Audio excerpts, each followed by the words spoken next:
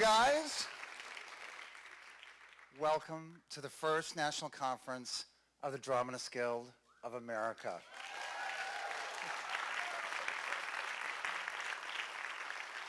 We are so happy that you are here, and I know it took a lot for some of you to get here. There was bad weather in Chicago, rooms that weren't quite ready, but we're just happy that you're sitting in this house right now, and so thrilled that you came to join us here in Fairfax, Virginia. People always remember their firsts, so you have the distinguished honor to know that you are always here at the first National Conference of the Dramatists Guild. That's a pretty cool thing. So I think we should celebrate you all in a room full of theatrical trailblazers for being first. So thank you. Thank you very much. In case you don't know, my name is Gary Garrison. I'm the Executive Director of Creative Affairs for the Dramatists Guild of America, and I will be your tour guide over the next 2 or 3 days. So when you see me, just know that I usually have an introduction to make or to share some information with you. Like right now, for example, between these, let me give you a little piece of information. Between these sessions, between the Durang session and the Molly Smith session, if you're hungry, if you want a little nosh, if you want a little something to drink, you'll have time to go back into the lobby, and there'll be a cash bar, and there'll be some food floating around, and you can have a little something so that you don't pass out in the middle of these seats. Okay. Because time is short while we're together, I'll always keep my introductions short and brief. Almost 5 years ago, when I came to the Guild, one of the things that I was charged with was helping the Guild to realize its national potential. So to that end, we've done a lot of different things, and I hope you see some of that work. But there are two things that I'm actually the proudest of. At this point, I might add. The first is that we regionalized the country. And in doing so, we came up with 22 regional reps that represent you. 22, you guys. And that is Atlanta and Boston and Miami and Houston, and the list goes on and on and on and on. These are folks that are in your area to help build your communities, to listen to you, to guide you, to advise you, to help you out through programming, to offer you events, ticket discounts. They report to you in the magazines. They are an extraordinary group of people that do this absolutely for free and for the love of doing it. So if you are a regional rep, would you please stand up and let us recognize you?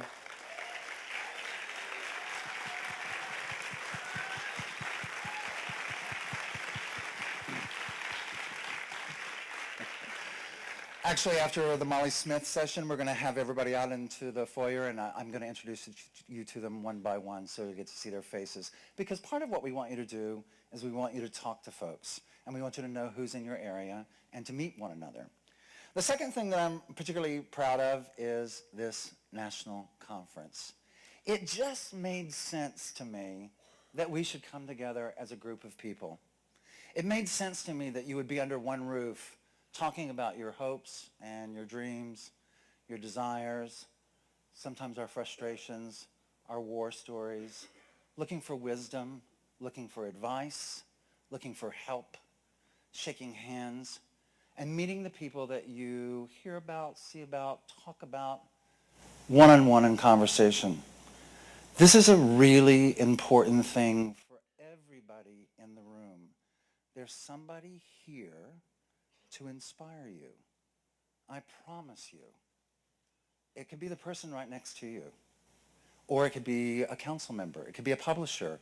It could be these glorious folks from the Theater for the First Amendment who have graciously allowed us to come into their home this weekend.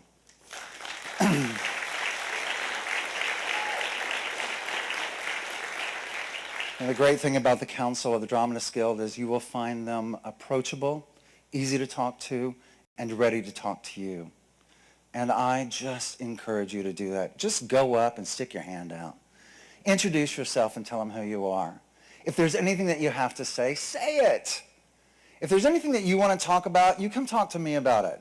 You come talk to anybody who's got this little black pen on because they want to hear what you have to say. These are the regional reps, the members of the Theater for the First Amendment, These are staff of the Dramatist Guild, the glory staff of the Dramatist Guild that have worked so hard to bring all this together for you.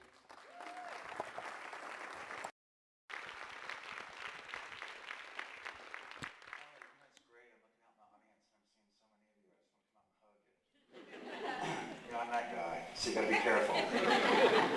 And so here's my invitation to you. Please don't let the next few days go by that you don't come shake my hand and say hi and tell me who you are and tell me something you want me to know or something you're angry about, something you think we've let you down with, or something that you want to tell us that you thought we did particularly well. Talk to me.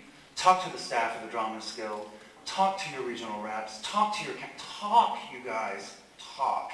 You know, writers are notorious. They love nothing better than to disappear in the dark. So here's your chance to kind of step forward, get into the light, and talk a little bit to each other, to us, and hopefully at the end of this time together, we will all walk away enriched, inspired, happy, hot. That's why we put those water bottles in your bags. Did you notice? Those water bottles are going to come in handy. I'm telling y'all that now. Anyway, I just want you to talk and talk and listen. Listen to each other. Listen to what these gorgeous panelists have to say.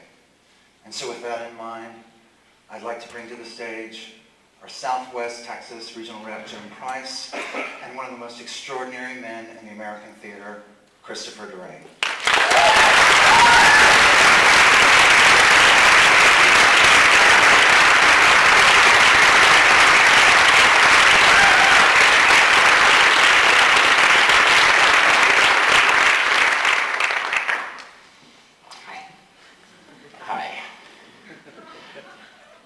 Like most of you, I first got to know Christopher Durang through the wacky, wonderful, disturbed, and painfully funny characters in his plays.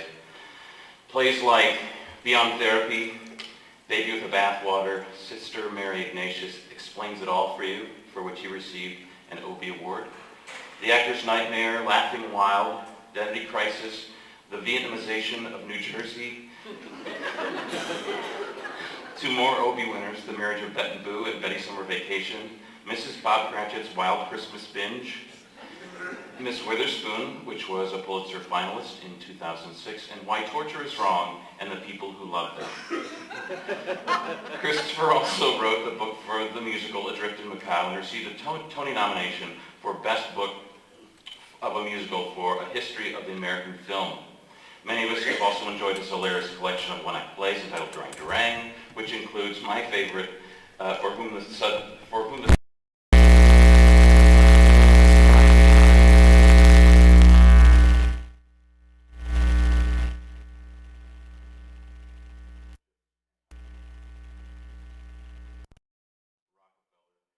CBS Playwriting Fellowship, the Harvard Arts Medal, and the Sidney Kingsley Playwriting Award. When I first met Chris years ago, I didn't know what to expect based on the wild characters from his play. And frankly, I was pretty nervous. And I had no reason to be. He's a deep thinker who likes to laugh. He's a kind soul who, like most of his characters, I think is just trying to make sense of the world in which he lives. Ladies and gentlemen, please join me again in welcoming Christopher Durang.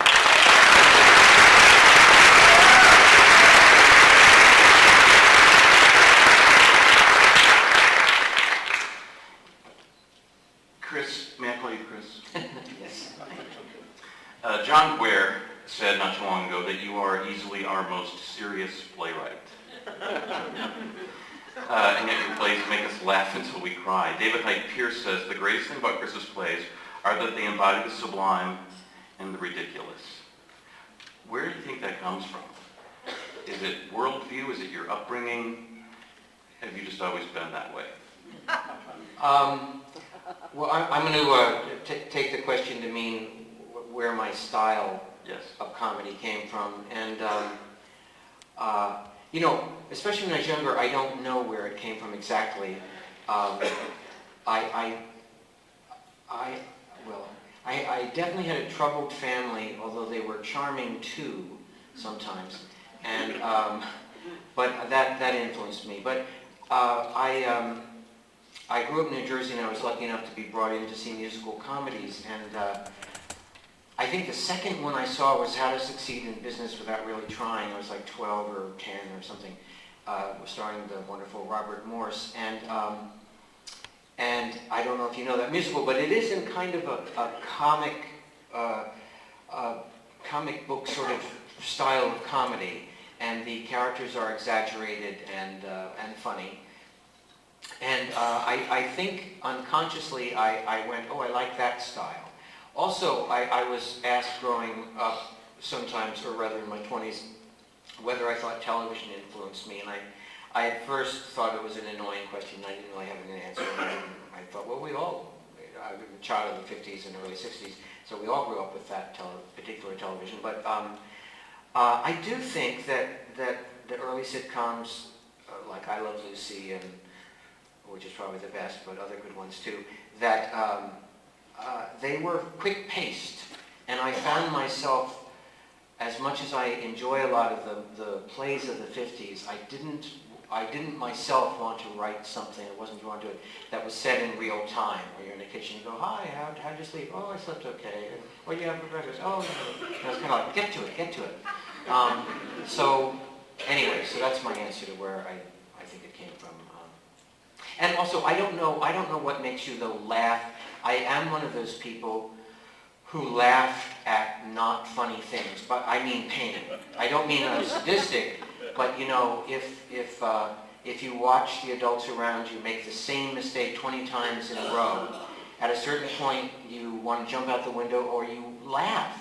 And I was one of the ones who laughed. My mother actually also laughed sometimes. That was a very good sense of humor. Great. So I read somewhere that you wrote your first play at age 8. What was it about? Well, I just mentioned I Love Lucy. I wrote my own version, 2 pages long, of the episode in which Lucy has a baby. And I was particularly taken with the episode, and I was 8, and where they practiced, Desi and Ethel and Fred practiced what they would do when Lucy said it's time to go to the hospital. And of course, they practiced it beautifully, and as soon as she said it's time, they all ran into each other and blah, blah, blah. And I found that very funny as a child. And my mother, actually both sides of my family were very open to the arts. I did not have a family that discouraged me. My mother's family had a lot of musicians. My mother loved the theater and talked to me about the theater a lot and read to me a lot too. My father's family was mostly architects, but back in time, they came from actors. In the 1700, there's a book in some libraries called The Memoir of John Durang, and I'm a direct descendant, and he was an actor in Philadelphia in 17-something or other. So when I was young, they said to me, oh, I wonder if you'll be interested in architecture or theater. So they, that gave me a lot of freedom. So anyway, the thing about, I though was, as a child and still sometimes in life, I can be very shy, so I did announce that I was going to write a play, and of course it was only 2 pages, but as I kept writing over the years, and each time the next one was 10, and it took me a long time before I got up to full length, but my mother told my 2nd grade teacher that I'd written a play, and I went to Our Lady of Peace School, obviously a Catholic school. That particular year I didn't have a nun, it was a lay person, it's such an odd phrase, but a man teacher. And who I didn't like for some reason. But in any case, he decided to have us put on the play. And we took off the afternoon, and I guess that my fellow 2nd graders memorized it. It was short. And I sort of sat in a chair being the director, and it was fun. That was your first production. Later, you attended Del Barton School in Morristown, New Jersey, and apparently you and a friend wrote 2 musicals, Band in Boston and Businessman's Holiday. I'd love to hear a little bit about those early musicals, and who was the collaborator? Well, oddly, I was just describing when I was watching my play in 2nd grade, and I was sitting in the chair as the author and so the director. This friend that I who I wrote the shows with was a composer, musician who's still in the business named Kevin Farrell, in second grade with me. For some reason, during this play, he sat next to me the whole time. I don't remember meeting him before, but he actually acted like he was the producer or something. But my mother's two sisters were musicians, and they were professional and been to Manhattan School of Music and stuff, but they also then went into teaching.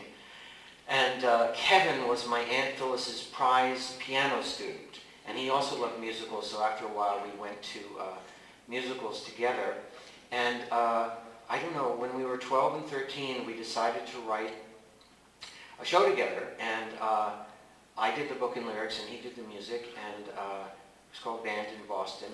And again, I was too shy to tell. This school went from 7th grade to 12th grade, taught by Benedictine monks who, whatever my issues with Catholicism, they were terrific. I liked them a lot, and they were very smart. But I was too shy to tell anyone in the school that we'd written this, but my mother again, for my 13th birthday, I was taken to see the movie of Gypsy, and my mother was greatly amused at the sign that said, Gypsy Rose Lee's mother is not allowed backstage. And so she said, oh, I'm like Gypsy's mother because I keep going telling people about your writing. So she told the priest who was head of the drama, class or something, club, I mean. And so they put it on when we were in 8th grade, but the thing that was very heady about it was that it was performed by the juniors and seniors, and we were, in the 8th grade. And we also, it was an all-boys school, and we auditioned girls from a nearby Catholic school. And these were the first auditions I was a part of, and I still remember them rather distinctly. And there was this one girl I found rather touching who I wanted to cast in the lead, but the director cast somebody who was probably better for the part. But the other thing that was funny about it was that I mentioned Gypsy, and it was a very strange, well, not a strange, it was a very, very innocent play. It was about Clara and her brother, I guess, Edmund, who I later played in another production. But they lived with their maiden aunts, who were very conservative. And by the way, I wasn't thinking about politics at all at the time, but they and a reverend decided that a local show that was going to be done was offensive for some reason. I don't know why I wrote about that. So in any case, they tried to shut this play down, and there's a section where you see the play, the musical that they want to shut down. It's not very shocking. A girl sings a song called I Love I Love Money, and at the end of it, she dropped her shoulder strap, which I had seen Natalie Wood do in the movie of Gypsy. I sound obsessed with Gypsy. But anyway, the priest thought it was great fun. It went really well, and it was exciting for me because some lines seemed to be funny that I didn't know were funny. But the nuns who loaned the girls were not pleased, and they announced that never again would they let Del Barton borrow girls from St. Elizabeth's. And it was really very innocent. It ended with 4 marriages, very Shakespearean. But the next one I wrote in 10th grade with Kevin, called Businessman's Holiday, and it wasn't a copy of How to Succeed, but it was set in the world of business, and so we borrowed girls now from the Oaknose School, and the nuns, well, there wasn't any dropping of the shoulder strap, so then they were fine with that one. Thank you.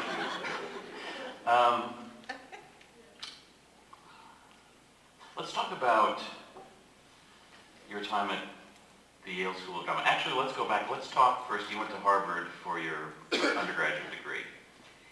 Yes, I did.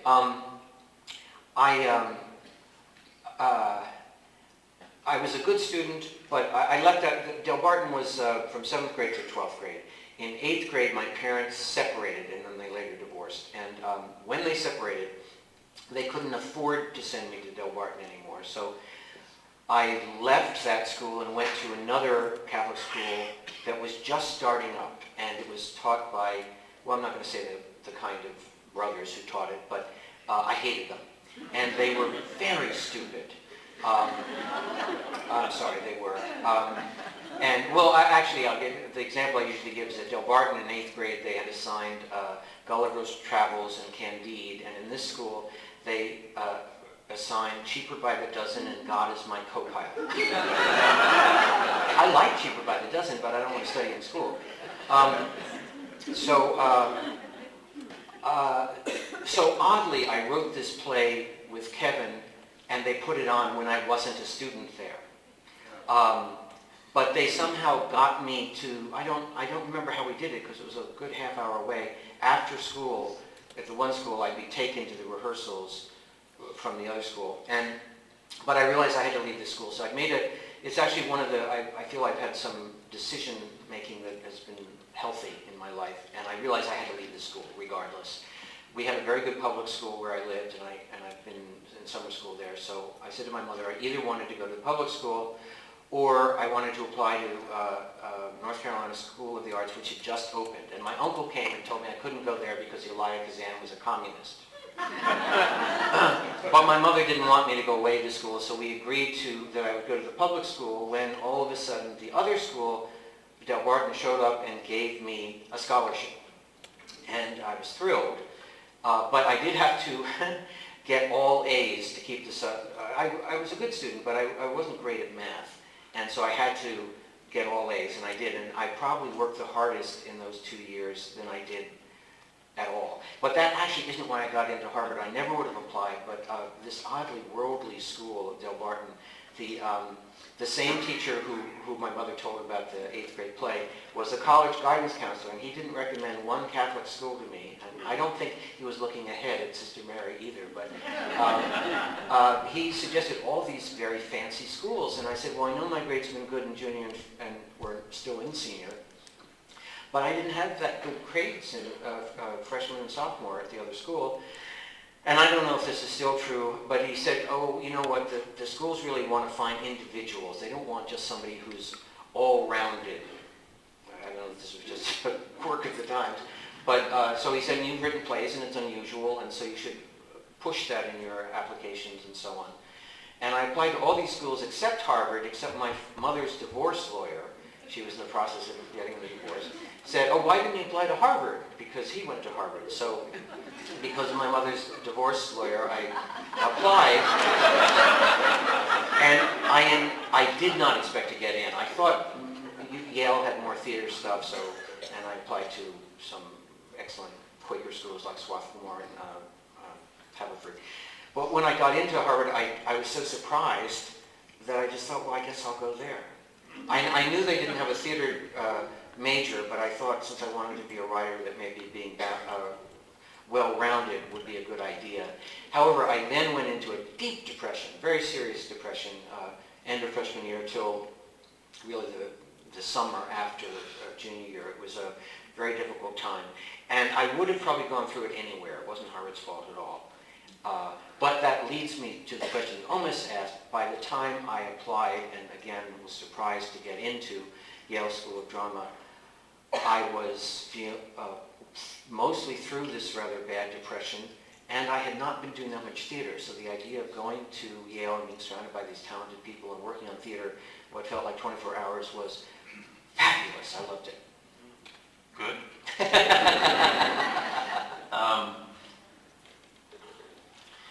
I know you just mentioned this to me back there that while you were at Harvard, you wrote The Greatest Musical Ever Sung, and Al Franken was in it. Yes, he was.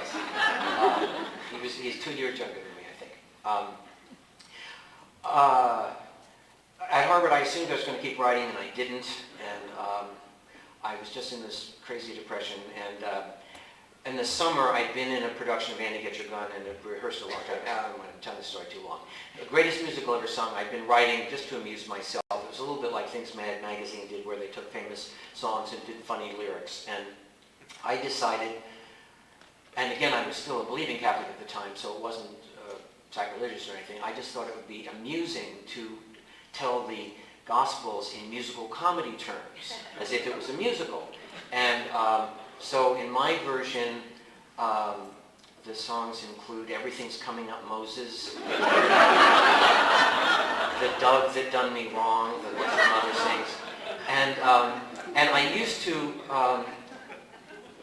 sing some of these songs to people at dinner at the house I lived in at Harvard, which was Dunster House.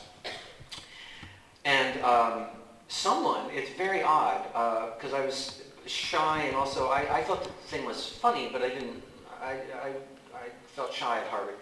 Somebody went to the Dunster House drama thing and said, oh, you should get Chris Durang to put this play on. And they came to me and offered it to me. Well, you know, in the world of the little house you're living in. I mean, it was 300 people, and Al Gore was there, but I didn't know it. And so was Tommy Lee Jones, and I did know it because I'd seen him on stage. Anyway, so my putting it on was actually a big mental step forward, because I almost said no, because I thought, what if I become depressed and non-functional and I can't show up as the director and blah, blah, blah, blah. And then I thought, no, go ahead and do it. So it was great fun. I auditioned various people. In my version, we couldn't get 12 apostles. We had about 9, and about 5 of them were women. My freshman year roommate, though, made a great Jesus, because he really looked like very handsome, and he looked sort of like a more strapping James Taylor. And anyway, it was a lot of fun to do, but weirdly, it created a bit of controversy. It only ran for 2 weekends, and it got a good review in the Harvard newspaper. But then, as the weeks went on, there started to be some letters saying this play was offensive to Catholics, and this is in 1970, so it's a little surprising, because the sort of culture wars were not as pronounced at that point.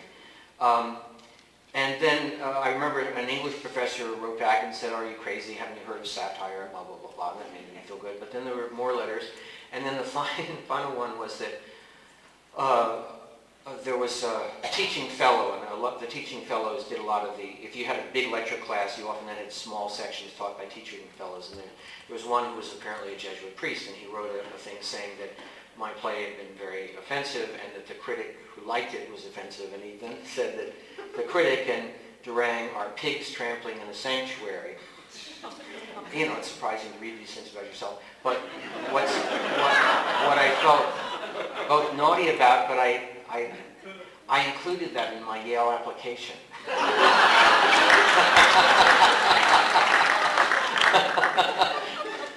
So anyway, but it was a very healthy thing for me to do. It was a lot of fun. Oh, and I found Al Franken in an audition. He was very good. Well, that leads us to Yale. You were there during the Brustein years, and I believe Howard Stein was the head of the playwriting program, very supportive of your work at the time. During that time, you and Albert Inarado co-wrote The Idiots, Karamazov, I Don't Normally Like Poetry, But Have You Read Trees, and Jip, the real-life story of Mitzi Gaynor, in which you played Mitzi Gaynor. Okay, so how did that collaboration work? According to Albert, you almost got kicked out of school twice. Where did you hear that? That was on the tribute tape. Yes. Albert thinks we were almost kicked out. We weren't. I don't know why he thinks that. Anyway, and just so you know, I also ended up collaborating with Wendy Wasserstein, who came a little bit later, and later collaborated with Sigourney, who was in Albert in my year, but she was in a whole bunch of my plays, and we were in plays together, so that was fun. Albert and I were in the same playwriting class, and he came from Philadelphia and a Catholic background, and I came from New Jersey and a Catholic background. And we both looked at each other with suspicion, like, is there enough room for 2 writers who bring up nuns a lot? And we sort of looked, trying to figure out if we were going to hate each other or not. And then he's a very witty and funny fellow, and he said something, he would say things and then I would laugh. And then, of course, people always like you when you laugh at what they say. So we started, indeed, to be friends. And among other things I often say, just getting to know him, it seems like the Italian nuns who he was brought up with were very violent. And he told one child who she put between her legs and went like that. That didn't happen in my schools. But I always felt that I came from Irish repressive nuns, and I think I did. So anyway, we got to be friends. And the Yale Cabaret was the best place to get a show on. It couldn't be longer than an hour, but and it needed to be, well, anyway, of course it was better if it was a comedy or something with music, but occasionally they put on a serious play, but not that often. But it was a different show every single week. So Albert and I ended up doing this very odd cabaret called I Don't Generally Like Poetry, but Have You Read Trees, where we were asked to do something for the Yale Art Gallery. This is where he thinks we almost got kicked out. The Yale Art Gallery was horrified by what we did. But Howard Stein, the dean of playwriting, thought it was fabulous. And then they put us in the cabaret. They were doing something about William Blake, the poet, and also the poet and artist Thomas Gray. And they had done paintings of each other's poems or something like that, I'm forgetting.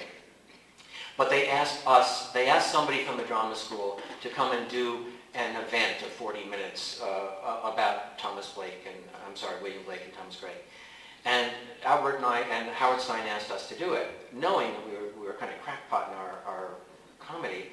And so Albert and I didn't think for a second of being serious, and so we came out initially doing a serious poetry reading, and Albert is much larger than I am and big boisterous voice, and he was very over the top, and we read a couple of poems badly, and then we said, we had a woman working with us too, Barbara Halvin, and we said, maybe she said, Thomas Gray and William Blake met each other in a touring company of the Glass Menagerie. At which point Albert and I had exited, and we never dressed as women, instead we dressed as priests. So Albert played Amanda, but he was dressed in a white high mass outfit, and I played Laura, dressed in a black monk's robe that I got from Del Barton, actually, when I made a short movie of the Brothers Karamazov. Before, anyway. So, anyway, then later on we appeared again dressed as priests, but this time we were Eleanor Roosevelt and Franklin Delano Roosevelt in Sunrise at Campobello. And at one point, after we did that, all of a sudden, Franklin said, "Come, let's say Mass." And then we sang something about, we took the words of Veal Common and turned it into Mass. And after we finished that number, someone stood up in the audience and said, "I don't know about you, but I find that offensive. Come, Edith." So if the Yale Art Gallery had had the power to throw us out, I think they would have. But instead, Howard Stein called up the Yale Cabaret and said, "Oh, it's hilarious, you should put it on." So, and actually we played for 2 weekends. Oh, and this is the weirdest thing to tell. It's so obscure. Usually the play the cabaret only did 1 weekend, but we did really well, and they decided to get a second weekend. So they wanted somebody to write a review of it for the local graduate newspaper that people looked at when they went to the cabaret. And the person running the cabaret said, "There isn't anybody who saw it. Would you write a review under a pseudonym and we'll get it printed?" And so I came across it recently in an old box, and I didn't give us a rave. That's what's so strange. I hope that I made it seem funny, but that last line was something like that the entire evening was definitely of interest, if funny. Made more sense in the context, but in any case, then to jump ahead, I can't remember if it was the same year or the next year, I think it was the same year, we decided to try to do it again. And we did the life story of Mitzi Gaynor. I don't know why. I didn't dress as a woman. I just was myself as Mitzi Gaynor. And Albert, we came up with the crazy thing that Mitzi Gaynor's mother was horrifying, and Albert played her. And at some point, we also turned into Gloria Steinem, who I was, and Bella Abdul, not Abdul, Bella Abdul, who Albert was, with a big floppy hat. Anyway. And then the Brothers Karamazov, or the Idiots Karamazov, was then a full-length play that Albert and I wrote, and I wrote the lyrics, and we found a composer. And it was done, Albert got a job directing at an undergraduate drama thing. So it was outside the drama school, but again, Howard Stein came to it and liked it, and it got moved to the second year actors project, which in the world of Yale was a big deal. And that was the class that had Meryl Streep in it, and Meryl played the lead. You wouldn't recognize her in any of the pictures. It's very disappointing when I show the pictures, because she played an 80-year-old woman. She looked like a wicked witch in a wheelchair, but she was brilliant in it, very, very funny. And that was a very, that was a good experience, except the acting teacher, very difficult man, but someone knows him. Albert and I went back to rehearsal, and he had cut every single laugh line, every single one, because he wanted it to be darker. And so Albert and I, just as students, had to have a meeting, and we said, I'm sorry, our names are on it, not yours. And he thought we were impossible, but he did put it back. So it just shows you have to stand up for yourself a lot. And then I'll shut up about Yale. But I did feel that Albert and I won the lottery. In the history of Yale, Yale Repertory Theater was the professional theater. Brustein hardly ever chose a theater, a playwright project to be there. But he chose this one, and Meryl was still the lead because she was now the third and final year, and they got to work at the Rep. And I got my equity card by playing the monk Alyosha, who I played also in the little film I made before. And that was very exciting, although when it was over I had no money. But other than that, it was very exciting. Speaking of having no money, so when you went to New York in the early years, you were doing showcases, or your group were doing showcases. You did, but you had an early success with Das Lusitania Songspiel, which you performed with your fellow Yale alumna Sigourney Weaver. Now, I love this quote from John Kander. He once said that at the end of the performance of that show, he was laughing and applauding so loudly that he hit the lady next to him. I forgot that quote. Yeah. How did that evolve, and how did it change things for you? I know it was quite successful. I'm going to jump back slightly, Sure. because it's so hard to make a living, and I've been really lucky. But what happened when I finished my acting job, I didn't have anything. I didn't have much money in the bank, so I had to find different jobs, and I stayed an extra year at Yale, even though it wasn't there, because I already had an apartment. It wasn't that expensive, and I was getting to be friends with Wendy Wasserstein, so I hung around with her a lot. But I worked as an acting teacher, even though I'd never had an acting class. But they weren't going to go into it professionally anyway, so it was fun. But my favorite job was that I found, I got a typing job. I'm a good typist at the Yale Medical School, and my job was to send out letters to people who had said they were donating their bodies to Yale after death, to write and say that Yale had a glut of bodies and you had to make alternative plans. And I also spent some time going through the files, which I wasn't supposed to, because some of the people's stories were very peculiar. But anyway, and I was trying to get Brustein to do a history of the American film, and he was, which I'd been writing, and he was very tempted, but then he chose a play by Yale Doctorow, famous author, and so just as I was not sure what to do next, he did, though, give me a grant, which was $8,000 from CBS Playwriting Prize. And with that money, I braved going to New York, because I was a little phobic about New York, even though I loved going in. I always found it too intense. I loved going in to see shows when I was young, but blah, blah, blah. So, and back then one could live on $8,000. I don't know if you could now. I don't know. But nonetheless, I was very, very lucky. And so it was during that period that I had a couple of workshops in the city. And one of them was a play called Titanic, which had been done at Yale, and Sigourney was in it. She'd just come to New York too, and because Idiots Karamazov had gotten a good review from the New York Times, bad local reviews, but a good Times one, and the early show of the Power of the Times. Anyway, Titanic then moved off Broadway, but it was only an hour and 10 minutes, and we needed a curtain raiser. So Sigourney and I had been talking about doing an act together because we had been in a singing class together, and we had to do a show, and we did a number together that had gone well. So we decided, because the play was called Titanic, we decided to, what's another ship that sank? And we thought of Lusitania, and they'd always done Brecht and Weil up at Yale, often very, very well, and I love Brecht and Weil. But we did this Brecht and Weil parody called Das Lusitania Songspiel. And it was done as a curtain raiser. And then the play Titanic got ghastly reviews. It got medium good, off, but off Broadway it was awful. And mostly they didn't like Das Lusitania, but they sort of dismissed it, except for Edith Oliver in the New Yorker who liked it, so that cheered me up.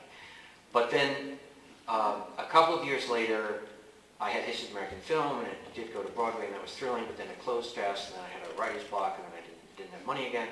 And then I wrote Sister Mary Ignatius, and Sister Mary Ignatius was happening at the same time that our second version of Das Lusitania was happening, and it was the second version that was a big success. The play Vanities was off Broadway, and the producers offered Sigourney and me an 11 p.m. slot for free, and we each got $5 per performance, that was all. And we decided to update this, make it an hour, write it a little more carefully. She co-wrote it with me, and it's just the two of us, and we pretended to be experts on Weil and Brecht, but had all our facts wrong purposely and so forth. And it was a very exciting thing because it became a cult thing. We had a parody of Stephen Sondheim where we said that Brecht had written a play called Eva Peron, the Demon First Lady of Buenos Aires. And it combined Sweeney Todd and Evita, and one night Sondheim came and apparently was laughing, and so we were thrilled with that. And at the same time, Sister Mary Ignatius, which only ran for 3 weeks at Ensemble Studio, got great reviews. So my money situation didn't change, but suddenly it was very encouraging. We hit that point that we were talking about. Oh, right. So let's just talk briefly. I mean, we could talk all night about, wonderful stories to tell. But just in terms of what's going on in the business today, we had talked briefly about development versus production and how the paradigm has changed since those days even. Maybe you want to talk a little bit about that. Yes. Well, I'm not always a great analyst of what's wrong today and all that kind of stuff, but I've been teaching at Juilliard with, co-teaching with Masha Norman, who will be here later tomorrow or the next day. And we've been doing it since 1994, and it's been a wonderful part of my life. It's not a degree program. We only meet every Wednesday and then 2 Tuesdays a month when the Juilliard actors read things. But I have a whole slew now of young playwrights, some of them no longer as young, but and knowing of some of their experiences. And one of the things that does seem very troublesome, and I don't quite know what to do about it, but when I was coming out of Yale, which was like 75, 76, it seemed like there was a lot of money for productions of new American plays. And now there seems like way less money, but also it's geared toward workshops. And that's very hard on the young, or not even young, just still trying to establish themselves as playwrights, because it makes for less opportunity. Also, if you've never had a production of anything and you get a workshop, that's great. But I just mean if that's all the theaters are offering to them. And then something else that happens with my students, and again, it's not anything I went through. Like if the theater did a reading of mine, they did a reading of mine, and we'd see how it went. But lately it seems like if there's interest in a writer, 5 different theaters offer them readings. They have readings at all 5 theaters. Dramaturgs come, and each one gives a different interpretation of what you should do to quote, fix your play. And authors can lose their play that way, as well as not be getting a production. And you have to be, and it's odd trying to figure out how, because it's not like you never want to listen to something people say, but you have to, just to give you something that was indelible in my brain, before Sister Mary Ignatius was done, and it's a one act of like an hour and 10 minutes, my agent sent it to a few places, and one of them, it was in Rochester or something like that. And the dramaturg wrote back and said, well, Chris is definitely talented, but we all know you can't open a play with a 30-minute monologue. There aren't rules. There really aren't rules. And plus also, how can you say that after Beckett wrote Happy Days, which is almost all monologue, not to mention other things. So I maybe because of the encouragement of my parents, I didn't believe that dramaturg for 1 second, not for one. But I know different personalities would go, oh, I see. Oh, I guess the audience can't stand it. Anyway, I don't quite know how to protect yourself from that, although I do think maybe one way to do it, and I think I did this unconsciously, is if you see plays and movies that you love,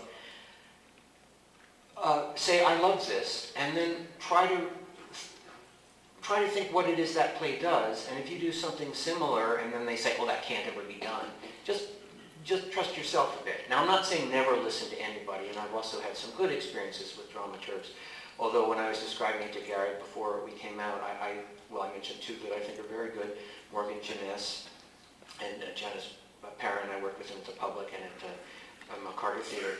But I felt that both of them were trying to give me feedback to help me write the play I wanted to write, and not trying to change my play into something that they thought would be better. Even if the play you write isn't so good, I think it should be the play you want to write. Good. Which leads us to something we were talking about earlier that interests me a great deal. And it's how you deal with your students at Juilliard and helping them find their voice as a writer. You had this wonderful phrase that you said you and Masha have them write from their own stuff. Talk a little bit about that and the challenges for young writers in that. Well, to be fair, our third year of teaching, one of our students was Jessica Goldberg, a very talented writer. And she at some point said that a lot of the writers in the room, the best plays seemed to come when you were writing from your stuff, meaning the stuff that you know about the world yourself. The weird dysfunction in my family, there was a lot of imposing will on one another. When, Sister Mary imposes her will on things. And anyway, we started to remind our students about that, because sometimes if you are writing a play either because you think, oh, this might be commercial, or you're trying to please somebody, that, what ended up being successful about Sister Mary Ignatius was that I wrote from some feeling I was having. I had no idea it would be successful, none at all. And one story I often tell is that History of American Film, I thought that was going to be successful. It did get to Broadway, but it only ran a little while. And then I went from being very hot to being cold in the playwriting world. And I went into a depression, and I remember saying to my agent, Helen Merrill, I'm just having trouble writing. How long can I be without putting something out before people will forget me? And she said, 2 years. And since I was only about 6 months into it, I thought, oh, okay.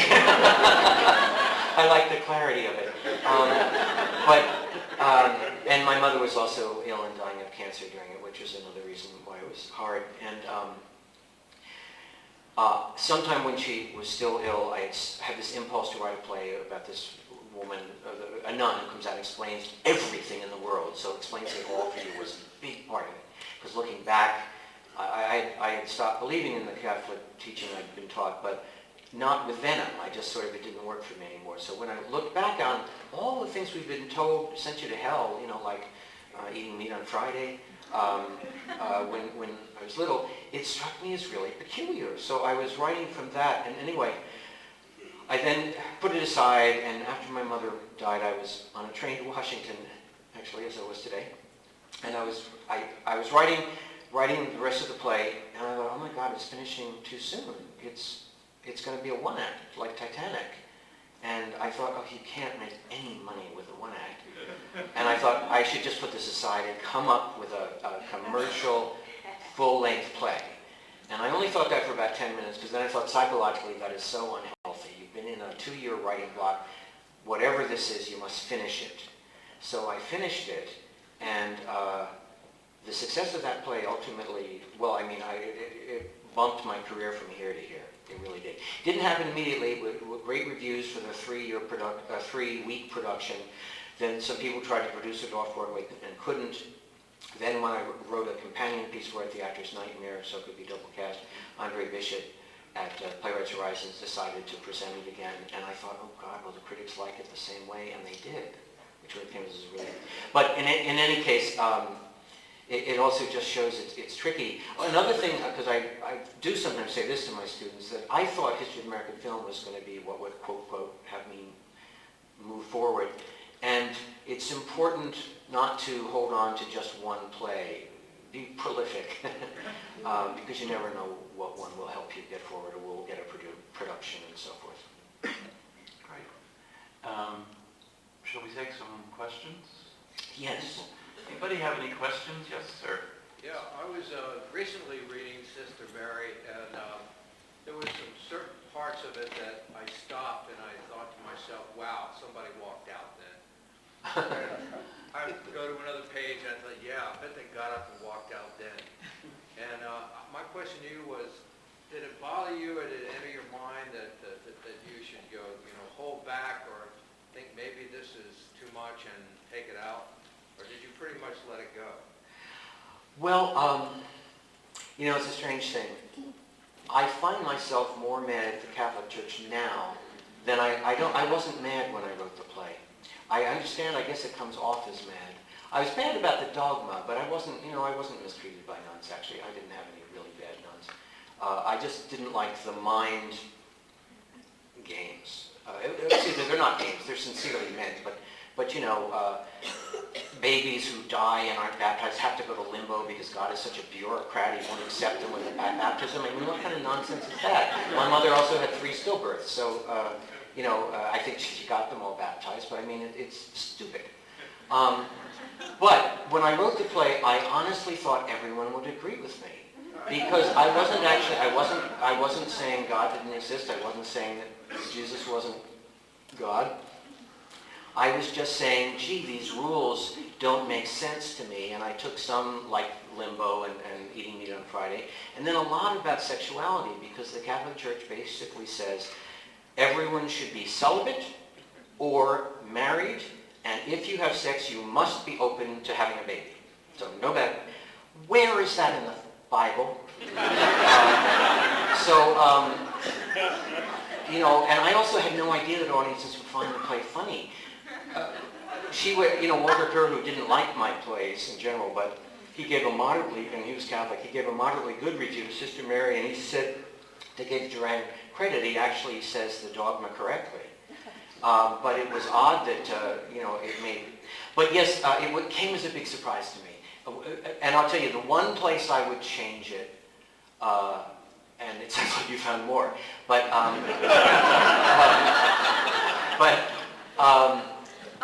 when I decided the students were coming back, grown up, and I thought it was an interesting idea that, because Sister had already talked about her favorite student had written this pageant that they all did.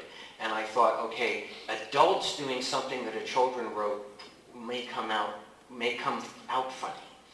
And so, and I also wanted to sort of remind people of what the teachings about Christianity was, about virgin birth and all that kind of stuff.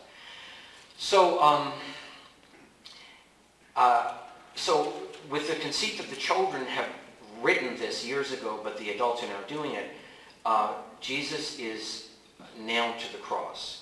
And Jesus is played by a little doll, which I think children might have done. But when adults put a little doll with a surfer blonde haircut on the crucifix, it looks crazy. And the original Sister Mary, who was so brilliant, Elizabeth Franz, she helped that moment by just looking at it so disturbed. She knew something bothered her, but she couldn't quite place it. And that I loved that. But a lot of actresses didn't do that. And it's before I, as an author, looked at all my stage directions when the printed thing is. It says he's nailed to the cross.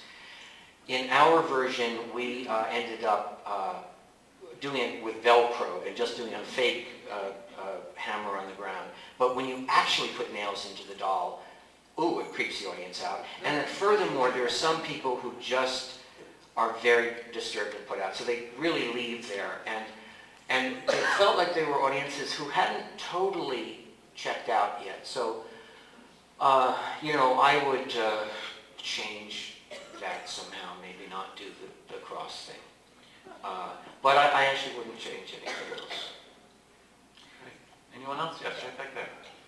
Yes. What's been the most challenging project since then, and why? Gee, I don't know that I have one answer. Sex and Longing was the most painful thing because it was so badly received. I haven't read the reviews actually, but I got how much it was hated. And I do think, what I think about it is I think that I wrote a 3-act play thinking it was could be an epic. And I think the first 2 acts are good. I think the 3rd act isn't good. And so that was sort of painful. The actors were quite wonderful, but so that was painful.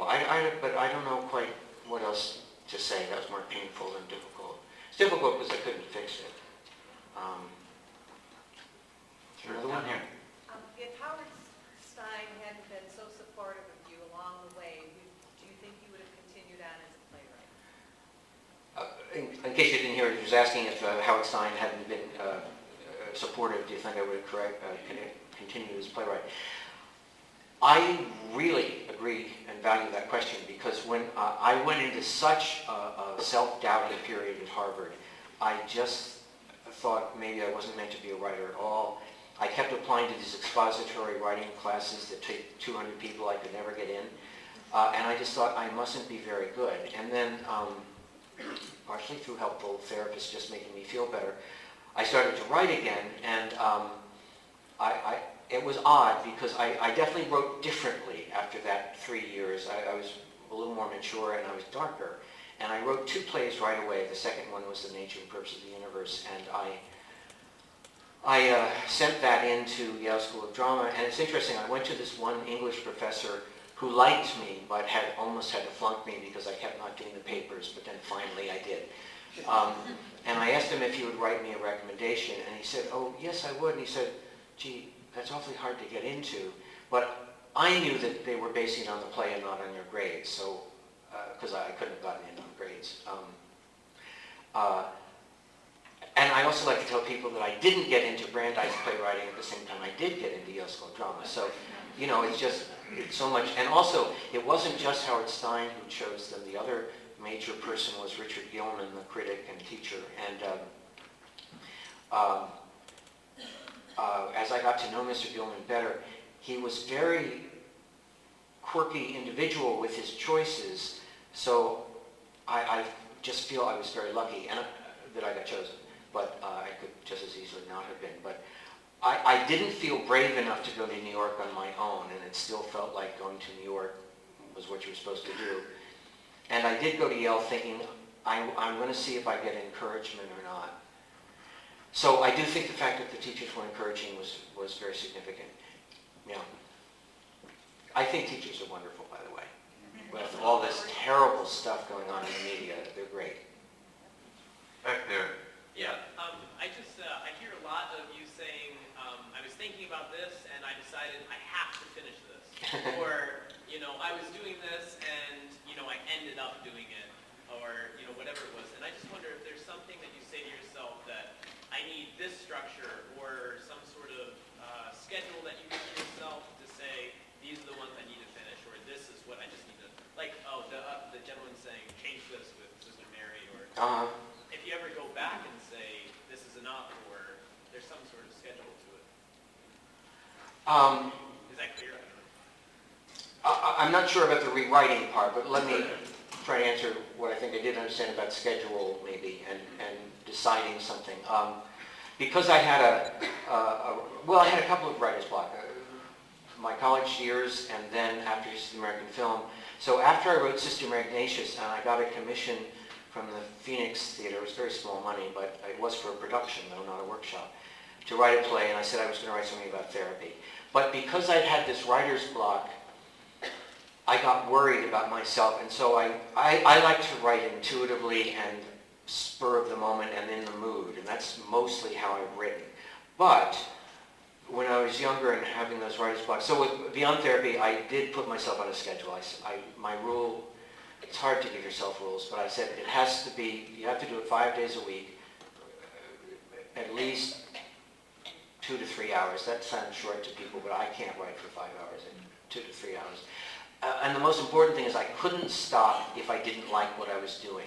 I had to keep, that was the hardest part because, and I see this with my students too, when you're either being perfectionist or disliking something. And so some days I would feel very depressed because I think, oh, all right, I stuck to it, but I think it's awful. But in the next day when I looked at it, there were two things happened. Either I would go in a different mood and go, oh, this isn't as bad as I thought. And then the other thing I would feel with a fresher brain, I'd go, oh, well, this is good. But then it goes off here, and I don't have to go there. Well, let's not send them to Nebraska. Let's send them to Wisconsin. And then the latest thing I've done, because now that I'm older, it's more the busyness of life and laziness that keeps me from writing. I'm not as driven to write as I was younger, although I still want to keep going. But I found that if I've written Act 1 and I'm feeling stuck, this happened with Betty's Summer Vacation I had. And by the way, Masha and I bring our work into class, and so we get feedback too. And I brought Act 1 in, and Masha and a playwright named Daniel Goldfarb, who just had a very nice play at Manhattan Theater Club, but he was a student at the time, really gave me some lovely feedback about Betty's Summer Vacation. And it stuck with me, and somebody offered me a reading of it, and I said, well, I only have Act 1, and they said, it was a month and a half away, and they said, well, you can either just have a reading of Act 1, or if you have the whole play, we'll read that. So once I get thinking about actors, I get excited, so I started thinking about casting it, and basically I wrote the Act 2 for this reading, and I did that again with Why Torture is Wrong, and I just did it again with a new play that I'm having read at McCarter this Monday. So that's my new trick, which is to get a reading scheduled. And that's my new trick. Can you just share with them the genesis of Betty's Summer Vacation and what you had originally intended to do in setting out to write that play? Well, after the bad critical response to Sex and Longing, which was dark and very sexual sometimes. Anyway, I thought Beyond Therapy is one of my best, most produced plays, and it is one of my friendliest ones, even though the therapists are crazy, and the male therapists in particular. But in any case, the audience goes home feeling happy usually. So I thought, I want to write another play like that, also hoping that it will sell. And so both with my parents and then later with my mother when she was divorced and her girlfriends, we used to go to the New Jersey shore for like 2 weeks vacation, and they're mostly very happy memories. So I decided I was going to write about the New Jersey shore, and then I decided I was going to do something like put the characters like they were all from Baywatch and make them all be young people in bathing suits, and maybe that would sell tickets too. And so my idea was to write something sort of fond and playful. And again, I write intuitively, and so Trudy and Betty come and they're talking about that, and then they don't know who the people are who are coming to stay with them. And Keith comes in and he's a serial killer. And I didn't say he's going to be a serial killer. I seem to, when I'm in a good mood, write improvisationally. So sometimes the people say things that I don't know are there. So obviously a play with a serial killer probably is not going to be like Beyond Therapy. So anyway, I did end up enjoying writing that play, but I've yet to write as friendly a play as Beyond Therapy. Yes, back there. You mentioned a little bit about your experience with depression, and I was wondering if that in any way might have informed the writing of Laughing Wild, because it seemed like somewhat of a critique of self-help culture. No, that's a good question. Did you all hear it? Okay. Oh, asking about depression and wondering if that had affected the writing of Laughing Wild, and which also seemed like a bit of a send-up of self-help stuff. I had giggled because, well, Beyond Therapy made some people assume that I didn't like therapy. I actually think therapy is really valuable, and I've had some very valuable ones. I've had a couple that were not great, but, and I had one friend who wasn't seduced by her therapist, but they had a bad relationship. I mean, they were unfriendly with one another in a weird way. But, I know, it sounds mysterious, doesn't it? But therapy, particularly, it was for free at Harvard, and it was really a lifesaver. I lucked out with somebody really, it's funny, he was a therapist in training. I was probably 24 and he was probably 29, but he was so helpful to me, really helpful. But, you know, once I sort of got out in the world and, you know, I found it depressing not to believe what I was taught as a Catholic child, so that was part of my depression, I think. And then, I don't know, somewhere in my late 30s, I started renting a house in Connecticut, and I had a lot of friends who were in sort of New Age kind of things, which is why I giggled, because I actually found a lot of those comforting. At the same time, I do make fun of them in Laughing Wild, although I guess inwardly I don't totally make fun of them. For instance, affirmations, you know, just everything is fine in my life, blah, blah, blah, blah. I do find it calming, but then the other thing is that there is that thing called cognitive therapy, which is actually a science and not New Age, and it is about changing your thoughts, and that if you keep thinking, I'm worthless, I'm worthless, I'm worthless, you're not going to get better. While if you say, I am worthwhile. I mean, I've actually told this to my students, the ones who are too perfectionists. And also, you know, don't try to write a perfect play anyway. Try to really write a good one. But I will say that Laughing Wild, what preceded it was my play The Marriage of Bette and Boo, which was rather unabashedly about my parents' marriage and the surrounding families. Although there were at least 5 more alcoholics I didn't write about. Because it seemed like bad writing. It seemed overwritten. But it was the last time I specifically wrote about my family. And Laughing Wild was the first one where really the parents are not talked about. It was more like people my age and what they're doing to survive. I was also finding New York kind of intensive at that time. And also they've released a lot of mental patients thanks to Reagan in New York.